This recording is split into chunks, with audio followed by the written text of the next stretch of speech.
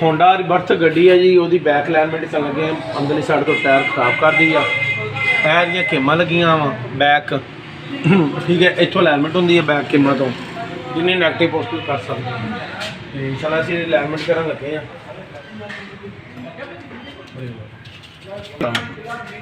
भाई ए back alignment ही होने लगी है बर्थ दी।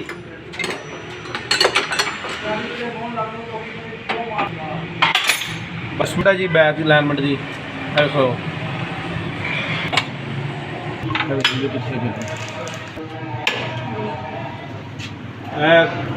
सजी साइड अच्छा जा लो जी, ए भी जी पोस्टर हो गई ठीक है।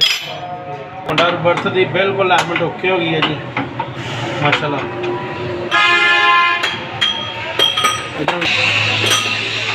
दोनों पासों अलाइनमेंट बिल्कुल क्लीयर हो गई है।